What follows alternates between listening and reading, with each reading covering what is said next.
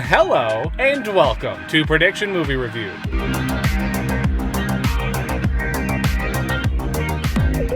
Hey guys, my name is Dylan. Armed with only a trailer in the first part of a movie, I'll attempt to prove just how lazy Hollywood has become. I don't just mean how every film is either a sequel, prequel, or a reboot. I'm talking with their generic stories, plot twists, tropes, and most important, marketing.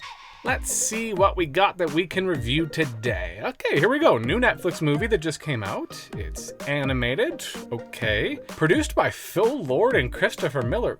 Very nice. I love the Lego movie in both the Jump Streets. And it is co-directed by two writers of Gravity Falls. That show is wildly underrated. You had my curiosity, but now you have my attention. Shall we get connected?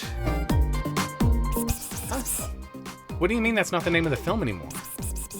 Well, that's gonna get hella confusing for people changing the name like that. Okay, fine. Well, they must have come up with something that's catchier and easier to remember, right? It's the prediction movie review for The Mitchells versus the Machines. They're coming.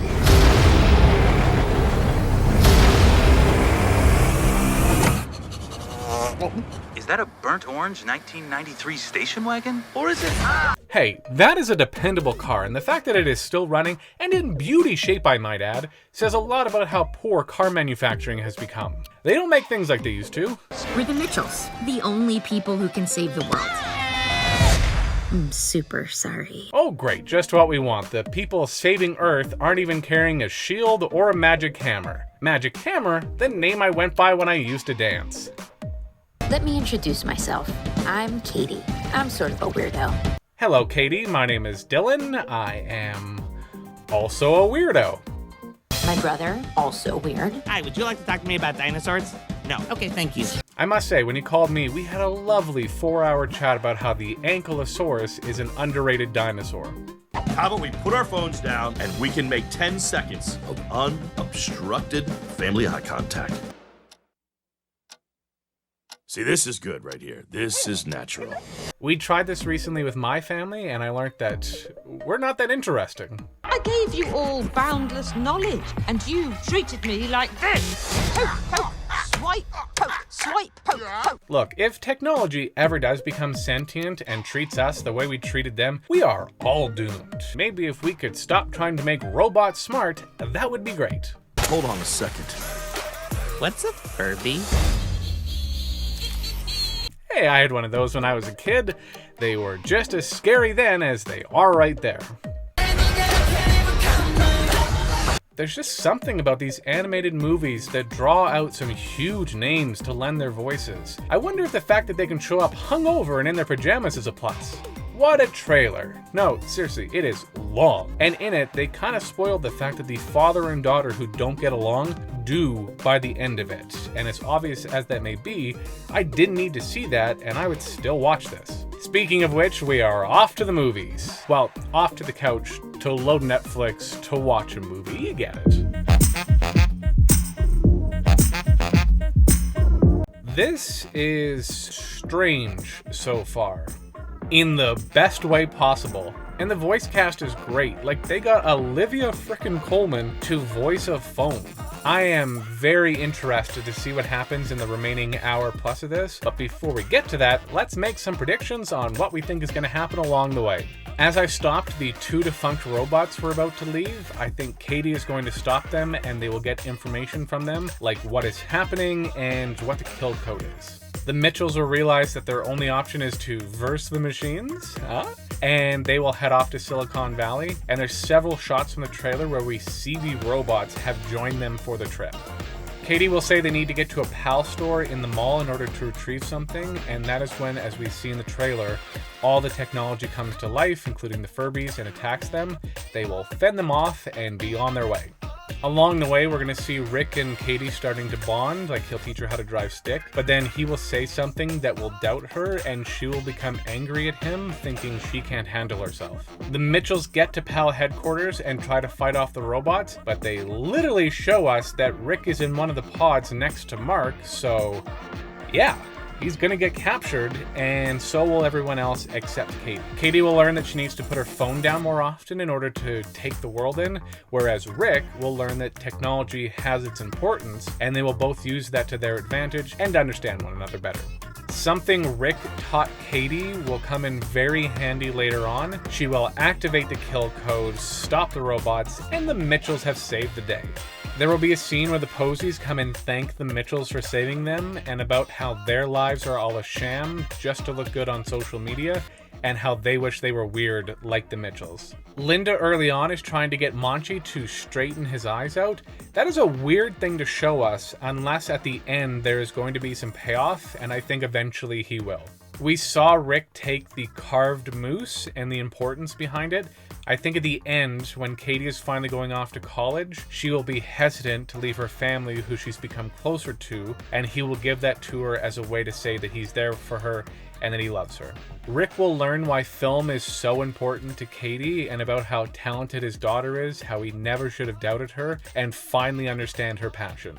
I am loving this so far. I have high hopes for the rest of this. Off to the couch I go, my natural domain, to finish the rest of the Mitchells versus the Machines.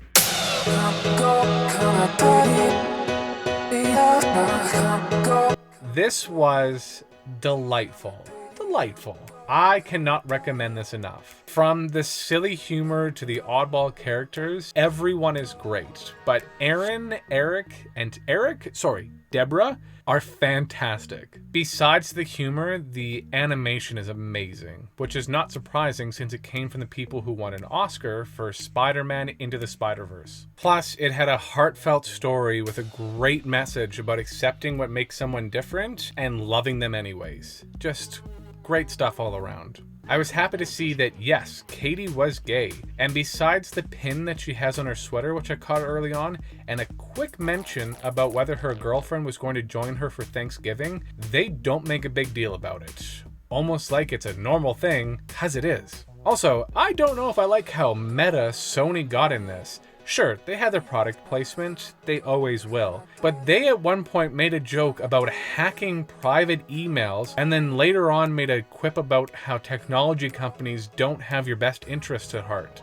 Easy there, Sony, we get it. I do believe we have some results to check in on. As I've already said, I loved Eric and Deborah, the defunct robots voiced by Beck Bennett and Fred Armisen. Probably my favorite part of the entire film. They spill the beans about how to activate the kill code and how the Mitchells can save the world. Katie convinces her dad that they need to go off and do this, and as we saw in the trailer, Eric and Deborah join them. They do have to go to the PAL store in the mall to upload the kill code, and of course all the technology has been implanted with PAL chips and turn against them and attack them.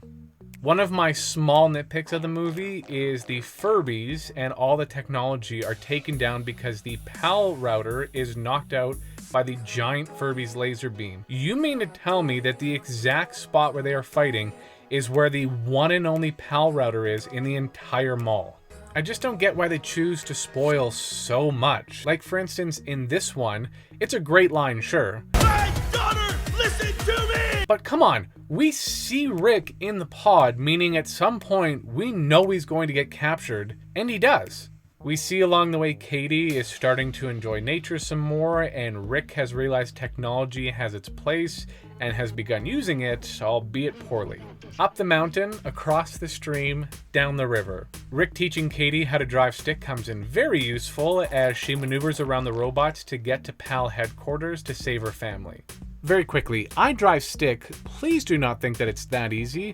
There is a thing called the clutch that he failed to tell her about. You will be grinding gears, and that is how you lose driving privileges. But she gets to the headquarters, and her dad fly in Eric and Deborah to take down the other robots. Linda and Aaron eventually join them for a Rihanna dance party ass-kicking scene. Hooray! Everyone is saved. But PAL had captured every single person. Every single person. And brought them to Silicon Valley. Does that mean that 7+ billion people now need a way home? Monchi for once straightens his eyes, and it comes at the most pivotal of times as he knocks Pal into a glass of water to defeat her. What a good boy. The carved moose holds a deep importance in Rick and Katie's relationship and is a way for her to know that her dad is always close. I thought it was really sweet to see it pop up at the end and her to take it with her off to college. And final thing, Rick learns how important Katie's movies are, and it's a way for her to express herself and that people really enjoy it. See, people, rather than telling someone that something they like is weird, encourage them, support them.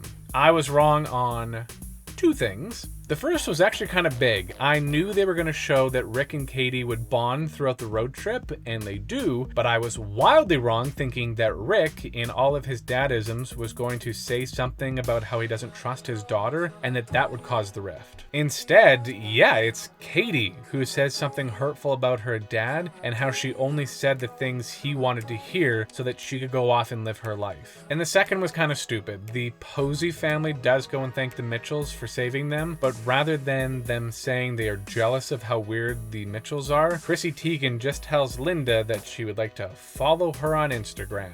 Okay, there you have it. Not too shabby. Honestly, if you have kids or if you're just looking for a great film, it's on Netflix. The Mitchells versus the Machines. Make it a priority. I can't say enough about it.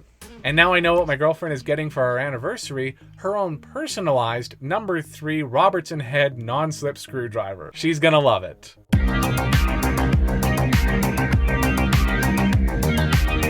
Do you have a movie that you want to see a prediction movie review for? Obviously, I can't have seen the movie in order to make this work, but leave your suggestions in the comments below. Lastly, I predict that you will like the video and subscribe, and that's appreciated. Thanks for watching.